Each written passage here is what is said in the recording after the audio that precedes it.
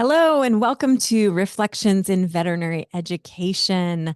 I'm really excited about this show, and I'm not afraid to admit it. But Eric, this was your idea. I'm going to let you introduce this week's or this month's topic. Cool.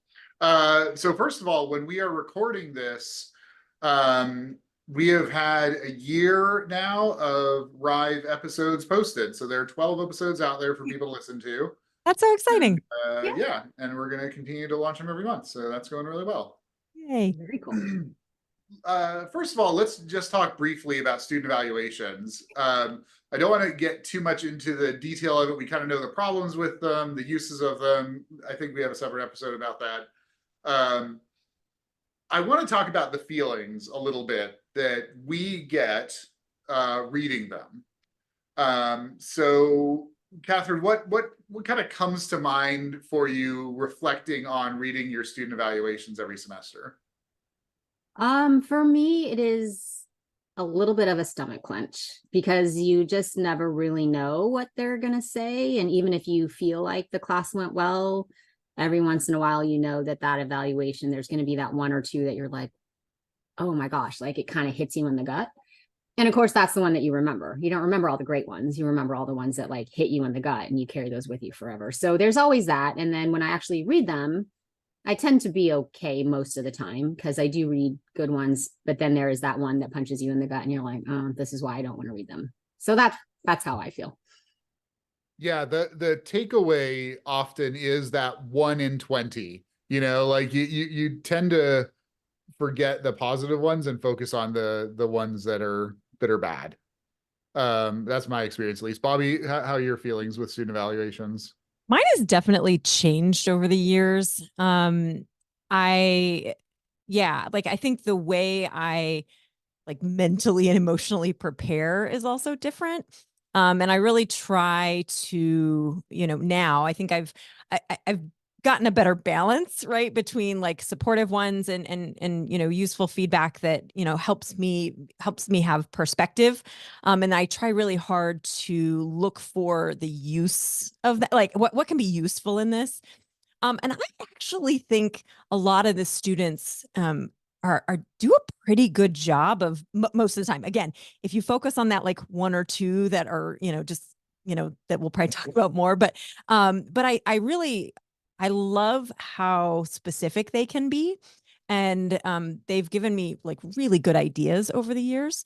But I also have to like be in a good place. Like I have to be prepared. Like, okay, I'm in a place where I'm ready to receive this feedback and I'm in a good headspace where I can take this as, I don't know if it's how it's intended, but that's how I'm going to take it, which is what can I do to try to improve the course. And so I think that's helped me to try to pair through the ones that are maybe less constructive than I would like to be. And then I do the same thing that I encourage, trainees to do in the clinic floor is sometimes I will count them, right? Like there were 27 positive supportive ones and one negative one. And I like having those numbers can sometimes really help me. Like I'll encourage my team to do the same thing at the end of a day or a week and be like, how many clients were great?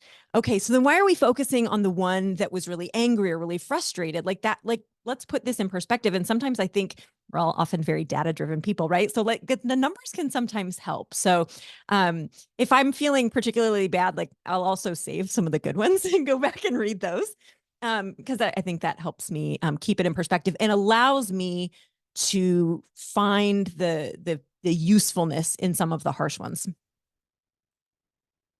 Yeah, I love that. I love the idea of doing the numbers on it, and I also love the idea of making sure you're in the right space because the university just like sends these out whenever they're compiled, and so it's Oh, like I got them then. Tuesday at 3 o'clock. You get an email. You're like, oh, I guess I'll go click that. Not a good idea. It's just Yeah, so tempting, right? That's usually what I yeah, would do. And it's like, no, I'm going to save this. Yeah. that's fantastic. Yeah. Agreed. So there's a bit on Jimmy Kimmel where celebrities read mean tweets.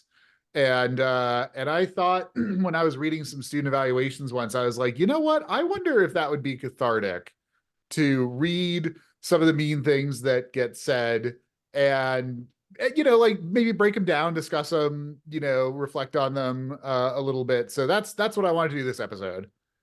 Yeah. Um, And I love so- the mean tweets thing. I think you're right. I think there can be some fun in just embracing the snark and Yeah. having Yeah. a laugh about it, which is I think what usually after like sometimes the second or third read, you can laugh about them. Yeah, once you get over the initial like, what? Right. I'm pretty excited. I think this will be fun. I hope. Awesome. Well, I'll start us off, and if you'll indulge me, this is a very lengthy one, so I'm just going to go for it. All right. Great. Where do I even begin? First off, this is a 2 credits, 3 exclamation points. And to obtain an A, you had to do double the work of any class we had this semester. There was so much work that he even emailed us at one point in the semester saying it would be a while before he could grade everything because he was so behind on all our assignments. Well, how do you think we felt? Therefore, most of the students aim for a B, the one with less assignments, but still a lot. Now, I get that he is trying to teach us not to be perfect vet students, and grades don't matter as much when you get to clinics, etc. But do not take you not doing well grade-wise in vet school on us by making it almost impossible to get an A. He told us in class that this is why he makes it so hard to obtain an A, and that almost nobody ever gets an A in his classes. And then on top of that, contradicting yourself by saying grades don't matter by making the standard to obtain a passing grade on the essential exam a B, therefore making your test averages be a failing grade. Secondly, as nice as it is to be able to retake an exam, you make it so that most students have to retake an exam, most likely multiple times on average for each student, because you make the exam so hard. Therefore, we are forced to do even more assignments in order to get tokens when we don't even have enough time to finish the assignments we have on top of all our other courses. Third, the reflections were literally the biggest waste of time I've ever experienced. Let's focus on me learning cardio and not having a therapy session. Fourth, why have a review session and ask for our opinions on how to make the class better when you repetitively shoot us down and say no to everything we suggest? Fifth, he grades basically solely on his opinion, not fact. So if you don't meet his expectations on what he wants you to write, you don't get any points. There was even a question on one of the quizzes at the beginning of the semester that everyone got wrong, and we asked Dr. Schwartz, as he was teaching the class for the lecture, why the question was wrong, and Dr. Schwartz stated that the question was wrong and Dr. Hoffmeister was wrong, but Dr. Hoffmeister refuses to admit he was wrong always and goes on about, in my opinion, stop making this class about opinions. Cardiology is not an opinion, it is fact. Sixth, why in the world are quizzes only 5 minutes long? The quizzes are supposed to be a paragraph answer, and you have to read the question, which is about 2 paragraphs, and decide which question you're going to answer in 5 minutes. All the other classes that have quizzes give it way more than 5 minutes, so I don't see why he is so stubborn and wants us to fail so bad he can't give us an extra 5 minutes to do good on a quiz. I literally had to go to therapy because this class gave me so much anxiety and a panic attack every time I had to take a quiz test, because you don't have enough time to answer the questions. You don't even have time to read the questions or think. And we as veterinary students do not have the time to use these stupid tokens and retake an exam because we already have a million other exams and quizzes we have to take. We don't have time. Wow. Yeah. That was a good one. So per what you said, Bonnie, in terms of being detailed, I mean, yeah, there's a lot of detail there. Yeah. That was that's one of my positive, bits right on that. I Because think there is some detail there. Go ahead. No, that's all. Oh, I was gonna say, I think when I read this, what made me most upset was statements that they made, which they believe to be factual, which I know are not. Yeah. Right. So like, I know how many students retake the exams. I know how many students are aiming for a B or an A and like all those kinds of things. And so they're making statements that they obviously believe are true, but I know are not. Yeah. And I remember that probably was the part that got me really upset. Yeah. I think that's really, really common though. I mean, in my current job, I have students come to me with complaints all the time. And one of the things that like sets me off is, well, I, along with many of my classmates, and it's God, yes. There's many of your classmates. You're talking about you. Tell me about you. Don't tell me about the one other student that might have made this comment to you in passing, right? Like I and many of my other classmates. That's exactly was my response, is when they say, and a bunch of other students feel the same way. And I get the desire to want to be like, this isn't just me. And it's also true that some people are not comfortable speaking up, but at the end of the day, like, you can speak from your experience, and you're just going to have to hope that others will speak up as well. Because the other thing I think sometimes when I hear that, like, and a lot of other people think this too, I'm like, or you were just kind of ranting and they were listening to you vent, and, you know, they were like, yeah, you know, like that's what we do sometimes, right? To appease somebody who's ranting. So yeah, I agree, that whole like everyone else feels this way too, or like, nope, just tell me your perspective and leave it at that. Yeah. I think- love the cardiology is not an opinion, it is fact. Yeah. I'm like, man, tell me you don't know anything about clinical medicine without telling me you don't know anything about clinical medicine. Yeah. Right. Yeah, exactly. I think, yeah, that was a good one. Maybe we should just end the show there. I'm not just It's When really fun. Go ahead. I was going to say, when I reread that this week in preparation for this episode, I was able to not, be as emotional about it. And I thought to myself, I failed this student on a certain level. Obviously there are multiple people involved in this process, but this person was so distraught from my class that they feel this way. I went to therapy and all these kinds of things. And so that's what I thought this week. I was like, oh man, I failed this student. Yeah.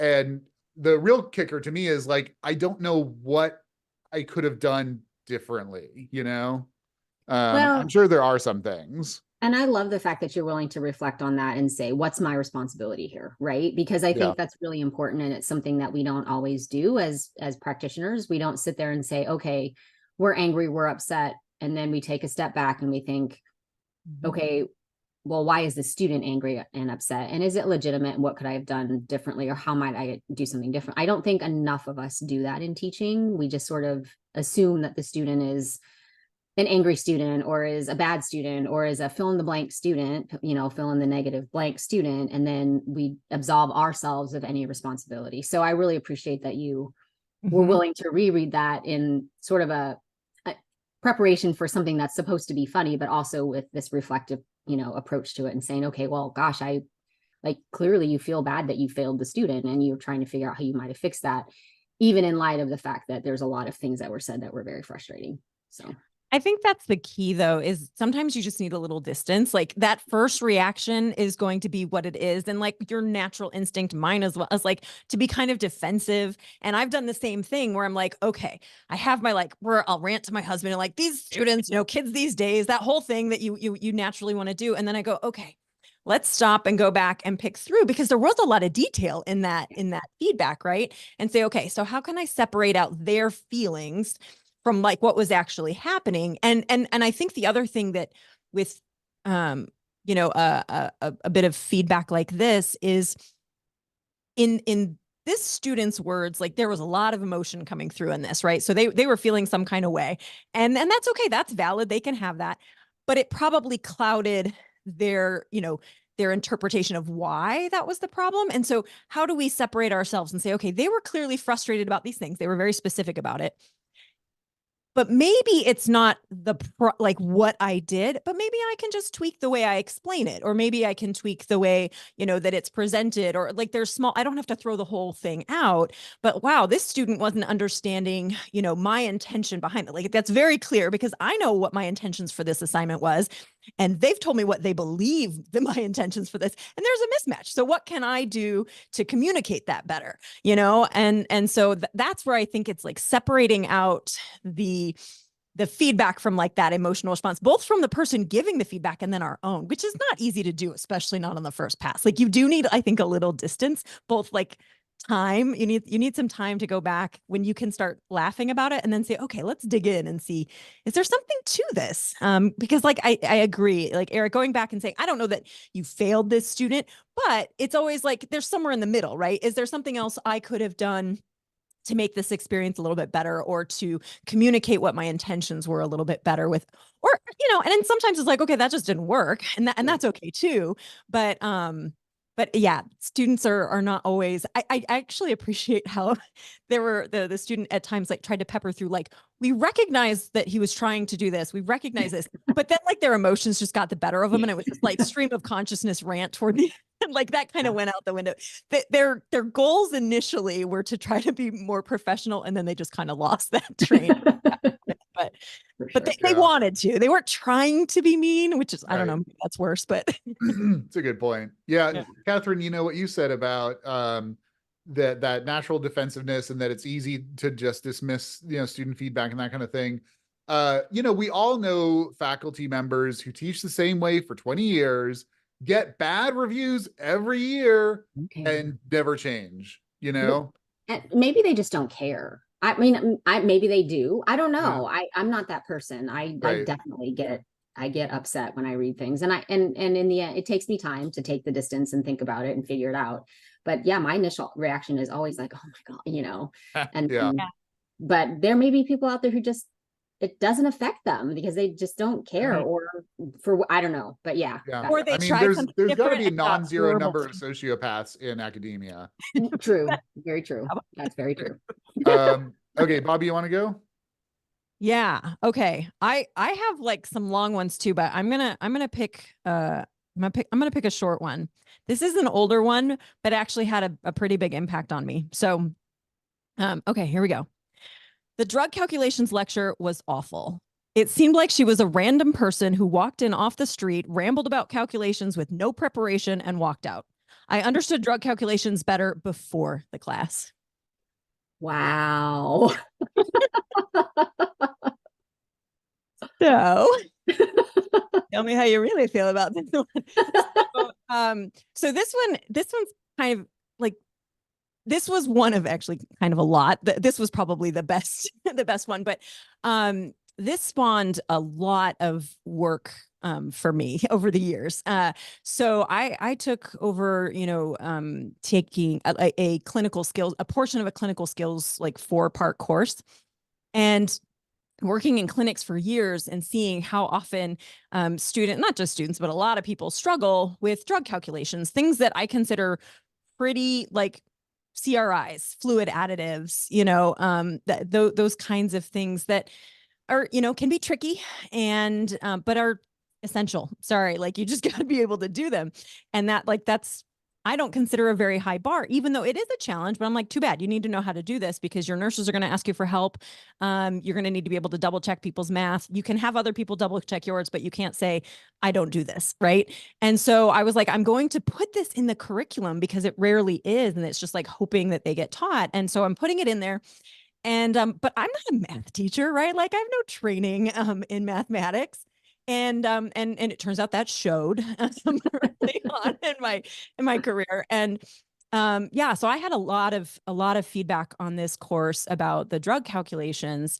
And I can say, honestly, I did prepare for that lecture. I didn't just walk in off the street, and just ramble on. Like, and so that, that hurts a little bit. You're like, I actually kind of put a lot of effort into that, and for it to come across as is rambling and ill prepared, at the time hurt. But I also was like, I think this is really important, and that didn't land. So what am I going to do? What am I going to do differently? And to be honest, it took me many, many years to kind of really get of trying different things and trying to get to where I was better at getting across what I wanted to the point that I actually met with somebody from our math education department this was at the University of Florida. I was like, I need help. Like I need somebody who has been trained on how to teach math.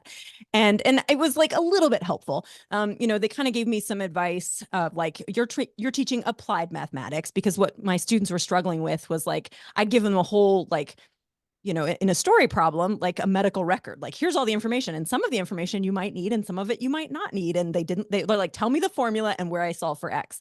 And I'm like, that's not how the medical record comes, and so, she gave me a little bit of advice about, applied mathematics and what was happening. Long story short, again, after like 5 or 6 years, I made improvements each year, and I ended up like publishing a paper about it. Like there's a challenges and issues paper in JVME from several years ago on, drug calculations, about like, here's been my journey. Right. And so this, feedback was like one kind of emblematic one that, while painful, but also kind of spurred me to be like, okay, how do I do better? Because I believe this is important. And I do think most of the students recognize its importance, but it's also kind of scary and frustrating. And if that's not something they're good at, so how do I present this in such a way? So it was, harsh, but inspired me to keep trying. And again, it took me years. Like they got a little bit better each year, but there was some harsh ones in there for many, many years, until eventually it was like, these are mediocre and I am thrilled. And I was like, that's a win. So at any rate, I thought that one was particularly, it was succinct and well written. They got their point across pretty well. Anyhow. I think the thing that that really stuck with me about what you said is you did prepare. You spent a lot of energy, and I was thinking about this again this week. Like, why are these so hurtful? You know, I've gotten feedback in other contexts, and it's not as hurtful. And I wonder if part of it is like I am trying really hard. Yeah. And I am doing what I believe to be the best thing for you as a student, and then to get this feedback of like you just wandered in off the street, it's like, well, so what was the point of doing all that work then? Yeah. You know, because I could have just wandered in off the street, you know. Yeah, it probably would have been just as good, apparently. I don't think so. I really doubt that. No, I think 100%, Eric. I think that's why that one stung. Because I'm like thinking back, I'm like, that's how they perceive it. That was their perception, is that I seemed like I wasn't prepared. And in some ways there's some truth to that, right? Like, I'm not a math teacher, so I don't have all the best preparation for this. And so I get that. And I could have just said, you know what, fine, you got to learn it in undergrad. That's when the math teachers are. But you know, that a little bit of time. And trust me, I went through like my frustrations of being like, you figure it out on your own then, you know, Right? Yeah. Oh my God, so reactions. much. But ultimately, you know, it's going back and saying, okay, I can do better, right? Like, I have faith in myself that I can do better. That doesn't mean I wasn't trying before, but like, okay, that's just one step in this journey. So, at any rate, but it hurts your feelings. It does. Yeah, for sure. All right, Catherine, what have you got?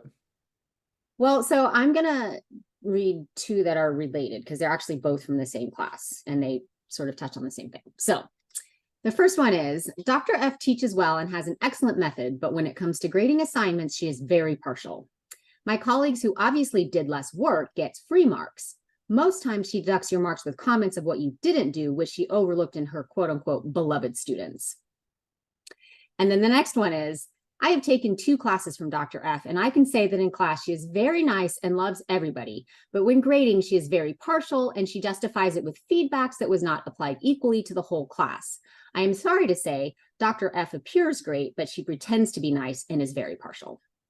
Oof, rough. So that was one of 4 comments from that class, and I only had 20 students in that class, and they all talked about me grading unfairly. And this was sort of mid-career for me, and I had never had comments like this before. And so this was one of those gut punches to me, because I was like, I mean, we all have favorite students, right? But we also, well, hopefully, and I know in my case at least, I tried really hard we're never fully objective, but to mitigate that by, in some cases, actually grading those students harder, right? Which is also not fair, but because I went the other direction in making sure that I was being fair. And so I read through these and I was like,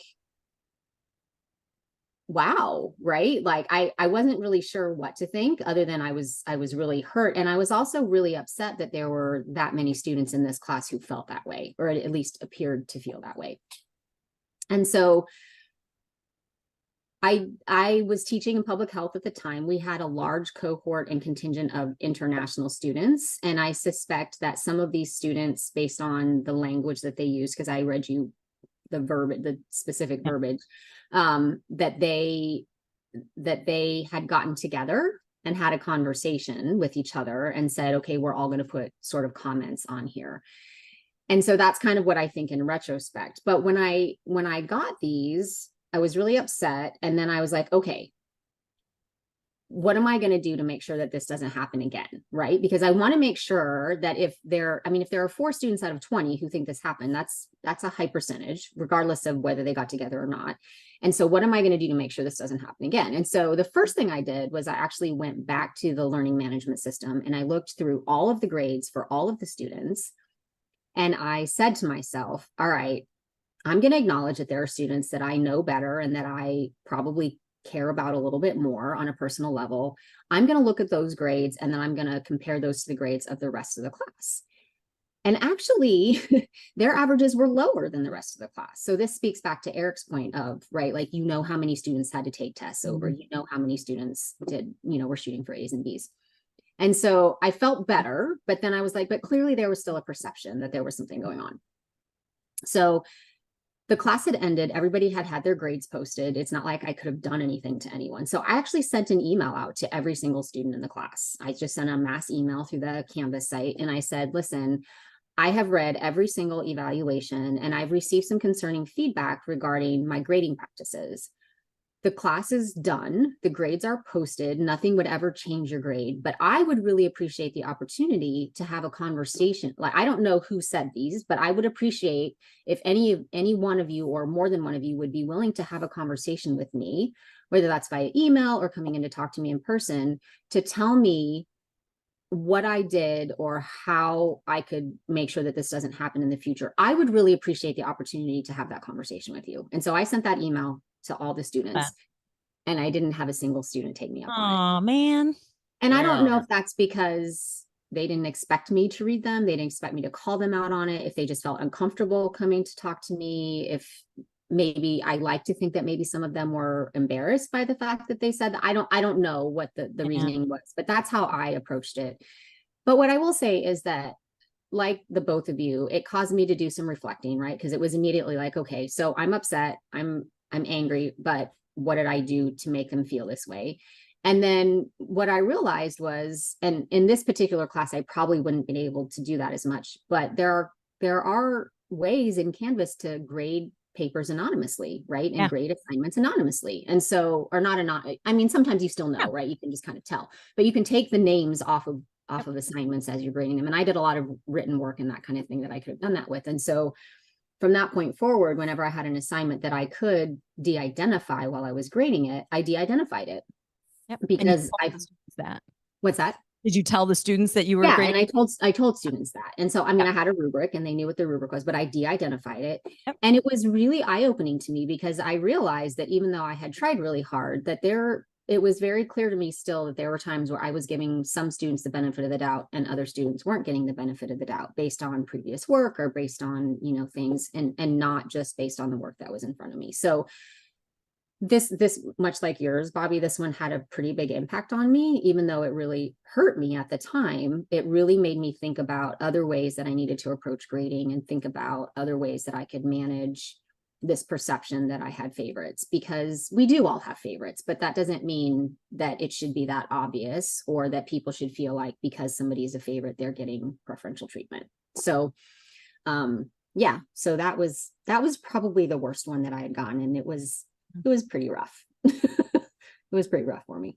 Yeah. But the hard ones, again, they can be impactful. And I love that you took the time and you went back and said, hey, maybe I do need to make a change. But I also think that it was really important that you communicate to the students that like you've made this change and said, hey, whenever possible, I'm grading these anonymously. I think that transparency in the process can be really helpful because sometimes that's really all you need to do is say, I don't know who's doing, you know, when I do my essay exams, I tell the students that way, like, it's all, you know, anonymous. When I grade them one question at a time. So I grade 120 question one and 120, you know, and so, so I don't know who's saying what, so I think, yeah, that process is important, but yeah, good for you for, you know, recognizing like, hey, I am human and, you know, I do have, and maybe the biases were not necessarily going in the direction these students thought they were, right? You had the data to kind of support that, but that, you know, if it changed your process for the better, then, you know, there's that little bit of good that we can take from these. Yep, definitely. And I think, Bobby, you mentioned communicating that to the students, and that's something that I do at the beginning of every class. I'm like, this is what's changed from last year. Yeah. Mm-hmm. One, so that hopefully they understand that I'm trying to make it better, and two, so that they actually do the evals at the end of the semester. Yep. It does make a difference. It absolutely makes a difference. I tell them every year, I do the same thing. I go, here are the changes that I've made based on feedback from last year. So please remember that at the end of next year, you can help make next year's class that much better. Pay it forward, you know? Yeah, Absolutely. absolutely. Yeah, that's huge. Okay, I have one that is a little bit against the type that we've gotten of these first three, so this will be interesting. Reflections do not help towards our learning. If someone does not know how to adapt to classes and change their studying accordingly, then we would not be here. Teach it normally like other professors, because that is obviously what works. There is a reason so many students were upset by the way you taught this course. Be mindful of how many other things we have to do and realize a 2-hour class isn't meant to be more busy than our 4-hour classes. Poorly organized and way too subjective. I'm sorry, but this does not work well, and the class next year will think the same thing. So this goes against type because I am not going to take anything from this comment for a couple of reasons. One, I have a master's degree in education. I don't know what this person thinks they know about teaching, but starting your sentence with reflections do not help towards our learning. Again, tell me you don't know anything about teaching without saying I don't know anything about teaching. Right. Yeah. And then the other point that I thought is particularly interesting about this, and this may be correlation, not causation, but historically here, our students had always done worse than the national average on the NAVLE in cardio. And once my year students got to take the NAVLE, they did 4 points better. There's an 8% spread between before I took the class and after I took the class. Wow. Maybe not causation, but I look at that and I'm like, I think you learned something. It certainly didn't get worse, right? Right. Well, again, I think I've referenced this on this show before, but like there are really good studies, really robust studies out there showing that students' evaluations of a course don't correspond necessarily to how much they learned, right? How much retained long term. And so, in fact, if we make them work hard, they might actually complete a little bit more because they're learning more. Right. Types of things. I think there'd probably be a pretty strong correlation between a hard course that is effective and maybe harsher feedback, and an easy course, right, that doesn't require a whole lot from them, that nonetheless they're like, yeah, this was awesome. So that's not. I love this person's presumption that they know what the next group of students are going to feel about your class. Also fantastic. Yeah. Oh, you know what my favorite part of that one was like, we know how to adapt to different teaching styles, so don't use different teaching styles. Like, right, we know how to adapt, but teach us the same as everybody else. Do it. Yeah, like we obviously can do it, but please never ever do it. Right. That was a highlight for me. I actually like those kind because they do exactly what you said, Eric, right? They like, those don't really hit me in the guts so much because they're just like, you're just spewing things off because you're angry and you're not giving me anything that actually helps. And you're making yourself look like an idiot, really. Yes. Because you're telling me that you don't know anything about education without telling me that you don't know anything about education. So, and it's okay to be frustrated and to not like something. That's okay. Yeah. But it's when you present it in a way that's like, you don't know what you're doing. I do. And you're like, well, that's hard for me to take you seriously. But like, you can have your opinions and your feelings, and you can say like, this wasn't for me. Totally acceptable. But to say that I hate it, and again, and everyone else hates it too. Right. Well, yeah. It's not gonna help me. I don't have this one brought up, and it wasn't actually written on my end of course evaluation, but I had a student who she was a dual MPH medical anthropology student, and she thought very highly of herself, and she had earned a less than stellar grade on a written assignment. And so she was quote unquote gonna challenge my grade, right? Even though it was a rubric graded paper. And basically the reason she got a poor grade is because she didn't do the assignment and follow the rules. Yeah. She wrote me a really beautiful paper, but she didn't address the assignment that needed to be done. And so in point of fact, there were students who didn't write as well, but did earn higher grades because they had done the assignment. And so, but in her comments to me, she was basically like, I have graded a number of papers as a graduate assistant, and I am well aware of what good writing is. And I don't appreciate that I wrote better than many of my classmates who earned higher grades than I did. And I was just like, wow, we are not gonna get along. I ended up actually sitting on her thesis committee, but so it ended up working out. But I just remember it was that same kind of thing of like, okay. Yeah. I've got a pair here that kind of evokes the same response from me. So these are they've been truncated a little bit, but these are from the same course. So here's the first one. It would have been more helpful to have less essay questions and maybe more multiple choice. And there are ways to assess clinical knowledge with multiple choice exams. That is the definition of the NAVLE. Instead of 16 essay questions, I feel like she could have included maybe 3 to 4 essay questions and more multiple choice. Okay, that's like reasonable. I get the same comment every year, by the way. Here's the next one, though. This is my favorite. I am so glad she did not use multiple choice questions a ton on her exams. I felt greatly tricked, not challenged by these questions, and I probably would have failed the course if her exams were entirely multiple choice.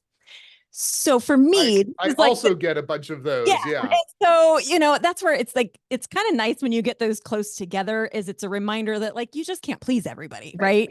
And so sometimes it's not that you're doing anything wrong. It's just this style doesn't mesh with this particular student. And like they both commented, like there is a mixture of questions on these things. You just didn't, you know, one student was like kind of okay with the proportion because the type they liked was, you know, represented enough. And the other one was like, no, I hate, you know, so, you know, those are the ones where you're like, I can't really do much with this because again, I've got two ends of the spectrum. I'm not going to make everyone happy. And so I just kind of like, they cancel each other out a little bit and I move on. Because not all of the feedback is something I can do something with, you know? Well, and I think that's something that when I was mentoring faculty, you know, back in my day, and a lot of them were, I actually had one faculty member ask me, well, what do you do in your classes to make sure that you get good student evaluations? This was literally the question that I was asked. And I just looked at him and I said, I don't worry about student evaluations. I do what I know is right to teach them so that they can learn. Sometimes I get good evaluations, sometimes I get bad evaluations, but in the end, I know that I'm doing the best, you know, that I can do pedagogically to help them learn. And he gave me this look like, how are you ever going to get promoted, like, Catherine? It was a very confused look because I don't think anybody had ever answered his question that way, right? Like it was all about, well, you do this and this and this. And it wasn't just like, I don't care. I get the exam.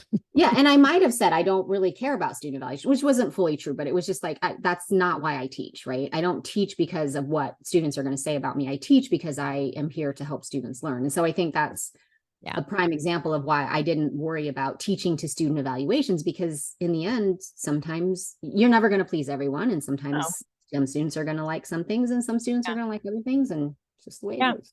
I think the key is to not teach to student evaluations. I think my response to that would be, what I try to do is explain my reasoning for why I'm doing what I'm doing and hope that corresponds to better student evaluations, right? Like if I can be transparent and I can respond to their questions and do a good job of explaining my reasoning for why I'm doing things differently, right? This is why I'm changing this from last year. Like Eric was saying at the beginning of the class, here are the changes I've made and here are the reasons why. That's what I'm doing to address student evaluations, right? I'm just trying to communicate to them effectively. I'm not changing the way I think I should teach because I want to get evaluations, but I'm trying to be clear and hoping that, you know, but so it's like a roundabout way of addressing that. But because I do think it's important to look at the student's perspective. Like again, there is valuable information that we can get mostly about, were my instructions clear, you know, with, you know, not the, like you said, the strategies that I use that maybe the students aren't always the best at evaluating that, but they can say that, hey, I was confused about what I was supposed to do. That's valuable information that I need to have. And if it's a sizable proportion of the class, then I need to do something about it. If it's 1 out of 120, then maybe it's like, maybe that was more of a you problem. But I think the point of, I'm going to do what I believe is best for your education is a really well-made one. And the sticking point for me there is I do script concordance questions where I give them a scenario and then a piece of information. I ask how that piece of information affects the diagnosis. And it's 5 possibilities from much less likely to much more likely. And every year they hate this.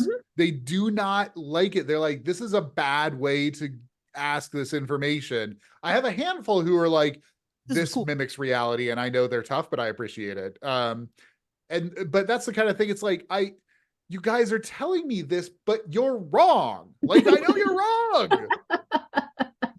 Yeah. Yeah. But you know, they know it all. And Right. until they get to a point where they realize they don't know it all, they're just going to continue to think they know it all. So Yeah. I don't know what if you've done this, or you probably have, but one thing that I do like to introduce the fact that like, hey, I'm going to be doing exams that are different from what you've seen, and some of Yeah. you are going to really hate it. Here's the reason I do it this way. Mhm. I'm trying to prepare you, and I'm giving you these assignments that are a way to kind of practice, and here's some example questions and things. But like, just be prepared that like this is going to be hard. Also, I'm going to talk about things that don't have an answer. And this is also hard. And I Yeah. get that it's hard and you're going to be uncomfortable. And I think for some of them it helps. I think for some of them they're just like, wow, we hate it anyway. Yeah. And then others, like you said, have already kind of recognized that like, hey, medicine has so much gray. Yeah. And even though I'm uncomfortable, I recognize that it's important. But I think signposting that can help some of them say, okay, like I don't love this, but at least I sort of get why there is a reason. You're not doing this to be mean. That's Right. not cool. Yeah, for sure. I do all of that. And like with the 5-minute quiz time thing, especially, like I did over the course of many years give variable amounts of time. And then I went back and looked at the data and it didn't matter how much time I gave them. Yeah. So I'm like, Yeah. look, you guys, here's the evidence that I have. Like, this is Right. data, this is science. It doesn't matter how much time you have. Eric, I need, Right. Of course. Yeah. I Yes. don't actually need 10 minutes. I need to know that that I I have. 10 minutes. I'm going to use 3, but I Right. need to know Right. that I have 10 minutes. Gosh Right. darn it. Yeah, I keep thinking it back to Catherine, where you gave them like a ridiculous amount of time yeah. to do an assessment, and yeah. Yeah, I did. And then one student still wanted their double time. And I was like, okay, Yeah. you can have I 4 need hours to points. answer 5 questions, but you know, I don't think you're gonna need it, but here you go. Yep. Do you have another one, Catherine? Of course I do. So this one isn't actually from a student evaluation, but at the end of a course, I had a last assignment, and it was a 5-point assignment asking them to, in a very professional manner, tell me the thing that they learned that was most valuable in the class, what was the least valuable in the class, and then something, a constructive thing that they thought would be helpful for me to make the class better in the future. And so this is one this was a response to the last part of what could make the class better. I noticed you tend to ask us what we think something means when someone asks you what it means. Then several people guess the answer, which causes confusion. I found this isn't the best way to learn, and I would prefer to be told directly what something means. Hang on, I have one for you. Don't really like the trick questions or the discussion sessions. I feel like they take up time when she could be conveying more information. Yeah, it's like, I will open my mouth. You place the spoon inside, gosh darn it. Exactly. And so it's just kind of like, Yeah. I get it, right? Like I try to have some grace for students because I recognize the system that they've been raised in, and they don't have control over that. And we don't have control over that.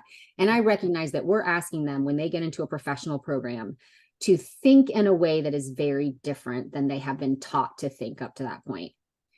But I also recognize that these are the best students out there, right? These students, according to Eric's student, are the most adaptable and flexible to all kinds of teaching styles.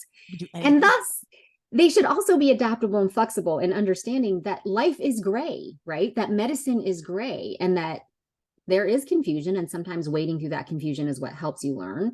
But also sometimes wading through that confusion leads to more confusion, and that's just the world that we live in.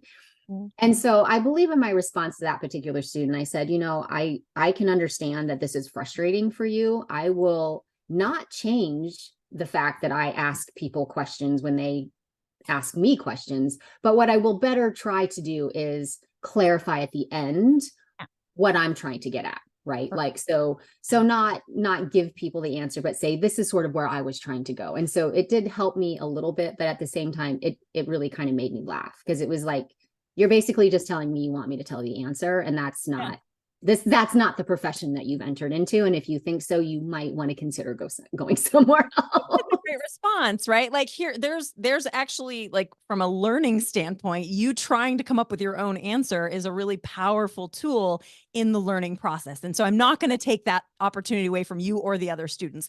But here, how can I make it clearer at the end to wrap this up? So I think that's just like the perfect way to take some feedback that's maybe isn't inherently going to be super useful, and saying, but what can I find a nugget to make this a little bit better?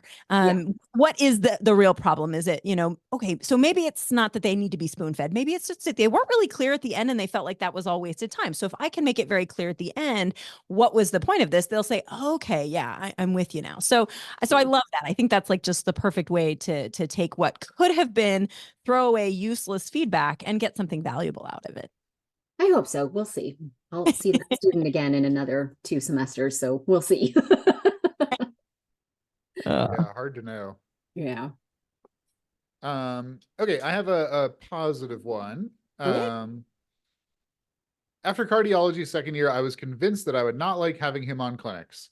I was surprised how much I liked having Dr. Hoffmeister teach. I appreciated his concern for teaching us what we wanted to know. I also liked that he was willing to consider the cost of drugs when forming his protocols.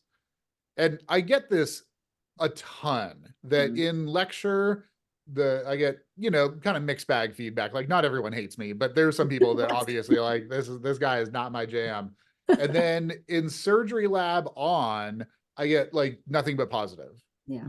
Like, as soon as they're actually anesthetizing a patient and they have that patient's life in their hands, they're like, oh, this guy's like calm and helpful. And, it is remarkable to me, because I'm like, I think I'm the same person, but you wouldn't know it reading these things, Eric had a similar epiphany years ago where on clinics, the students were like, yes, she takes the time, she asks us questions, she makes sure that we're involved in the case and that we're part of the process rather than just doing things we have to figure it out later.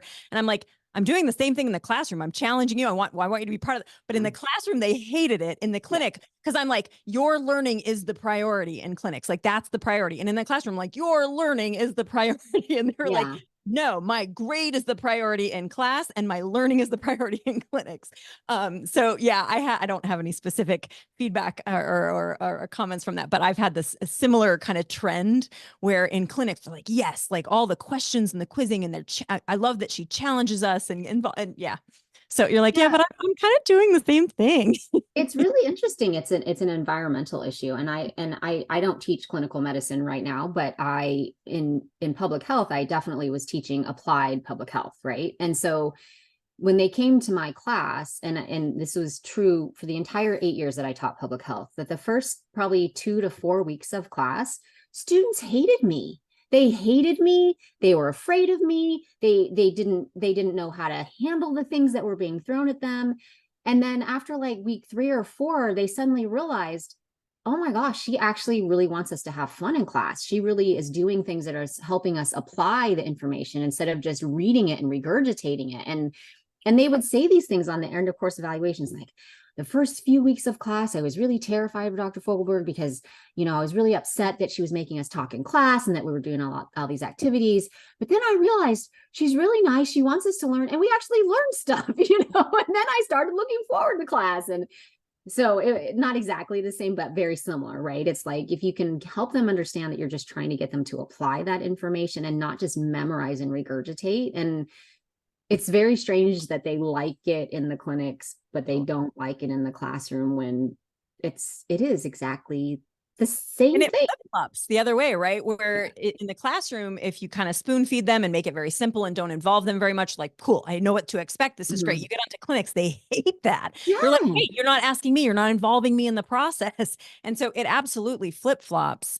All just like you said, because of the environment. And I don't know, maybe because it feels more real, but I'm like, in the classroom, like, Eric, I think what we're trying to do is mimic the clinical environment, right? Like, we're trying to set you up and be like, this is the kind of stuff you're going to have to do. This is the thinking you're going to have to do. And so I do think it's still important that we're doing that, even if we're not reaching all the students or not getting it, because that transition is really powerful, right? And so they're not always going to appreciate what's happening, but I do think it's making an impact, even if they're not appreciating it. Absolutely. I think something that you mentioned, Bobby, about like in the clinic, my job is to learn, and in the classroom, my job is to get a grade. Like that really lands for me. I'm like, oh man, like that's me. And that also might be my disconnect, right? Like, why am I not able to meet you where you're at? It's because I don't effing care what your grade is. And I don't think you should either. They do. But you have to grade them. I just like can't empathize. Like, I just can't get there. Yeah. But the fact of the matter is that we all are required to provide grades, right? Right. We have to demonstrate Yeah. that they've learned the material somehow, even document though it, yeah. often clearly that what we use to demonstrate that is not, has no correlation to how much they have or haven't learned. So Yeah. Question for you, Eric. In the classroom, are you have letter grades still? We Is it- do, and unfortunately. what Yeah, about I am internships? considering making it my own little Don Quixote to tilt at getting us to pass Yeah. fail. Yeah. Is your clinical grades still letter grades too, or is that Yes, pass? they are. Okay, so it is. Okay. I interesting. was wondering if maybe you had pass fail in clinics and that could influence, but it's graded anyway. Got it. Yeah. Or Yeah. all But graded. again, by the time they make it to clinics, like they either know they're going to practice or internship or, you know. Yeah. All right, Bob, you got another one? I have, yeah, I have a bunch more. But I also brought, I have a whole list. But I also brought, I'm just going to throw this out there if you all want to hear these. These are not feedback directly, but since I started doing the essay exams, I started collecting phrases that I just got a chuckle out of from like their essay responses. And I thought maybe I could share a couple of the best ones of those. Sounds Do fun. it. So let's see. I'll give you a little bit of like what the question was so that you can know where this is coming from. Okay, so this is one where I asked them, I give them a clinical scenario. Would you treat with antibiotics, yes or no, and explain your answer? And their grade is based on their justification, right? And so one of them was like, part of their justification for not giving antibiotics. Also, giving a dog Flagyl to treat diarrhea is how a pharmacist breaks my kneecaps. I was like, whoa. I feel like this person was like, maybe they had a partner who was a pharmacist or a family member or something like that. But like, I love the kinds of responses I get from these essays. This is just my plug to like, everybody should give them essay questions because Yes. some of the best ones. Okay. They are fun to read. They are. Here's another one on analgesia. So I talk about gabapentin and I'm not a big gabapentin fan, right? Like the evidence is just really not there for it as an analgesic drug. And so I kind of harp on that and I show them a lot of the evidence. So, but again, I acknowledge it's one that people use. And so I give them a thing. Here's a bunch of, here's an animal, choose a pain medication, and then tell me whether you would use it and why or why not. So this student says, gabapentin. I would not use this. I would not look at it. I would likely knock it over on the shelf on my way to getting another better analgesic option because it is so useless to me in this case that I would not even notice its existence. And then in parentheses, just kidding. Kind of. The short is that clinical trials don't show any great efficacy and I have better options.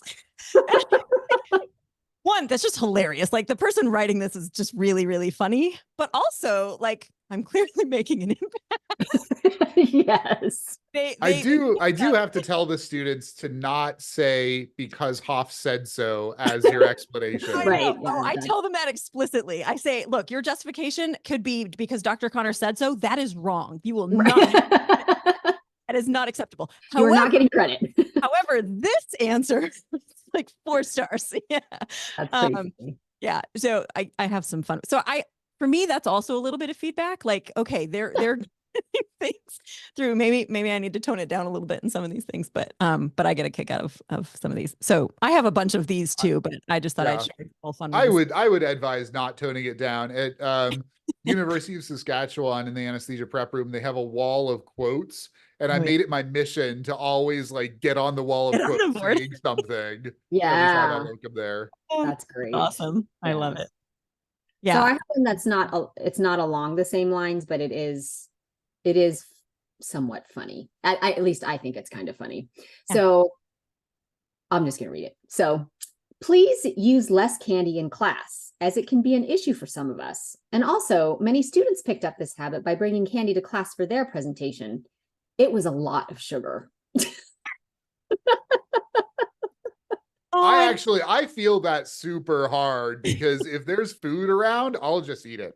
And I laugh because it was really effective, but I actually changed some of my habits, right? Like I started bringing those little oranges to class too, or like pretzels or something that wasn't sweet, because I mean, I have a horrible sweet tooth. So of course sugar is great, was great for me, but while it was funny, it was also, I think, legitimate feedback, right? In a way. And so yeah, it made me laugh, but then I was like, oh, well, but it's true. Maybe I should start bringing pretzels. Beauty in. of it, right? It wasn't like, oh, this is unprofessional or whatever. It was like, it was really just a lot of sugar. Yeah, And so, I mean, oh, well, I can mix it up. totally fair, totally fair. Oh, So yeah, love that. yeah. And That's and cool. I also want to put a plug in for at least short answer, right? Like I know grading 120 or 130 or 180 things every week or every 2 weeks is overwhelming, but they're so valuable and they're so interesting, and they really do allow students the opportunity to shine and show their personalities, but they also really do force students to think about their answers and not just try to determine which one isn't the answer so that they can guess between the other two, right? And I mean, there's some I really love good, it, yeah. yeah. I mean, there's some really good BSers out there. I like to think of myself as a pretty good BSer. I love an essay question because I can write my way through anything, but part of that is because I know enough You to be have able to know enough. Yeah. right. Because you can read there are some, I have some answers in here too that I can share with you. 100%. But like, Yeah. I also love that I get a sense of what my students really do understand and what Yes. was emphasized. Like, what did they, here's what I wanted you to get. And whenever I see an answer where I'm like, yeah, they're getting it. But Yeah. here's another one I'm going to share with you just because I love it. And I think this was, I give them a triage situation. Here are 3 patients, and I give them like the initial, triage assessment. And I go, what order are you going to see them in and why? And justify your responses. And they can put them in any order, right? It's not about which order because they're all kind of, they're intentionally about similar. It's just, why did you put it? Like, did you recognize that it was tachycardic? Did you recognize that this was a problem? And so there's 2 responses for this question. One of them says, it feels uncomfortable not to immediately check on a stuporous patient.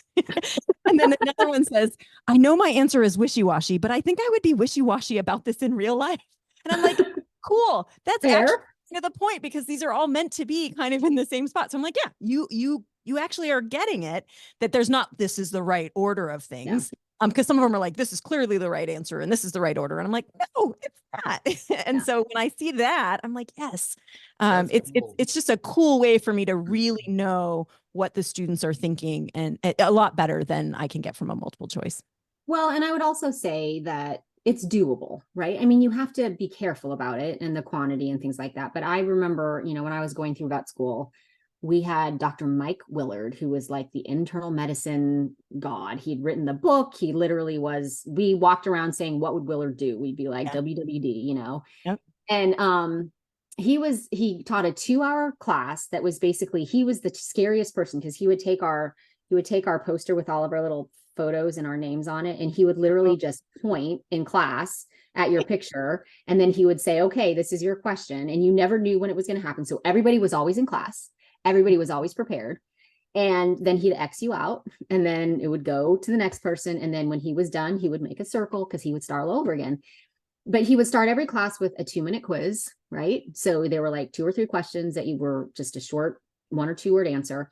And we had a case every single week in that class. Yeah. We had 15 cases, and he was notorious for actually giving you negative points if an answer was so egregious that he was like, no, you get negative 3 points on this. He like literally did that to some people. Fortunately, I never had that happen to me.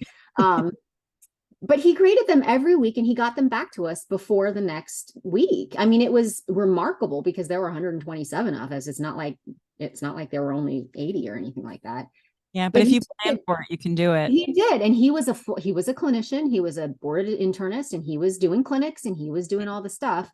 But he knew that, and he felt in his bones that it was important enough to teach us that way, that he gave the time to do it every single week. Now, obviously, he had a vast wealth of experience behind him and could pretty quickly scan through things and grade them pretty quickly. But it was such a time. Yeah, it was still time. The students, like, you recognized how much time he put into that. 100%. And I get that feedback from students as well, so I know, like, my exams are going to take me a while to grade. So I carve out some time, right, in the week afterwards, knowing I'm going to have to sit down and get those because I want to get them back to the students, fairly quickly. And I've had them be like, you got those back to us faster than we thought you were going to, like they recognize that it takes time. And I think you get some brownie points for that, just for the effort. Like, they see that effort. Again, in my, they haven't always seen the effort I've put in. I've done better about being like, other than being some lady off the street talking about numbers, they exactly.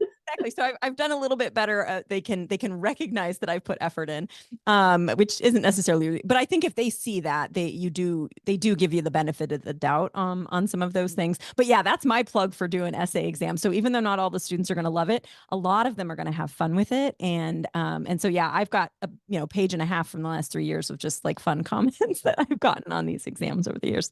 Yeah. So that's my like a ton of the students for that class that I got a lot of really bad reviews for also said that they appreciate the time, the dedication, and I actually got a student award that year based off of that class because they're like, man, you worked hard. Yeah. See that, and that's where you got to balance things out. You can have those harsh ones, but ultimately, like if you look at it in the numbers, guess what? They appreciated it. So how did we feel about reading the comments and channeling that? Catherine, what's your kind of takeaway from today? You know, it was actually really good for me because when you first proposed it, I was like, oh, I have to read those again. And then I went back and read them and I was like, oh, but I mean, they were harsh, but I learned a lot about myself. I learned a lot about some things that I could change. And I think that if you're willing to sit with them and really then take that step back and go do that reflection, like we talked about at the beginning, that they really can be valuable. I mean, you know, the positive ones make you feel good, but they don't always help you improve, right? Because success doesn't necessarily help you improve. It just helps you keep doing what you're doing. It's failures or things where you get comments that you didn't expect that kind of punch you in the gut or make you think about things that are the things that help you really improve. And I think that's true in teaching and in life in general. And so it was a good exercise for me. I actually really appreciated it and thought it was very worthwhile and somewhat fun. And also nice to know that I was not alone. Oh gosh. The not alone thing, we don't talk very much among each other about these kinds of things. So yeah, the not alone for sure. How about you, Bobby? Well, I guess I just go back and think that when I start reflecting on all of the growth that I've had in my teaching, wouldn't have happened without this feedback, right? Like as hard as it is in the moment, it does give you information, be like, I need to, sometimes really helpful and specific, like I need to change this specific thing. Or again, I one plug for the positive ones when they are specific about what they liked, right? So I think that, Catherine, you had said what was most helpful for you, or, if you can help them be more specific about what was working, so I can do more of that, right? Keep those things. So the positive feedback when it's specific is really helpful to say, do more of this, but like, I've made a lot of changes to my teaching over the years. And yes, I've done some work on my own, for, learning about like what methods work best, but also understanding the student's perspective, even when it's not, here's how to make it better. It's like, okay, I got to put some time into this. And so I have made a lot of, growth, and I've made a lot of improvements over the years due largely to some of the feedback that I've gotten from students. And so I think that knowledge and that reflection can also help me moving forward. Like, yes, this is hard to hear, but it's also making me better. And so trying to take that away from it, I think is also helps when you get the next harsh one. How about you? I when I kind of originally conceived of this, I had this fantasy of us reading these and maybe the student who wrote it hearing this and being like, yeah, okay, maybe I was a little bit of a dick back then. Yeah. They're gonna be like, could possibly happen. You never know. It could happen. It could happen. We're gonna get some you're welcomes. Yeah. Yeah. Oh man, I don't know if I told you this just really quickly. The students got together before Thanksgiving and did a thank you card writing campaign. And so I got like, I don't know, 3 cards or something in my inbox that was like specifically, hey, thanks. Yeah, and I sent them an email to the groups. I was like, you need to do this every year. Like, this is fantastic. This is like, what an uplifting thing to do for your instructors. Yeah. That's lovely. Absolutely. It's always nice. Yeah. So. Students, see, they can be jerks, right? But then they can just turn around and really surprise you, and you're like, oh yeah, this is why I do this. Yeah, I know.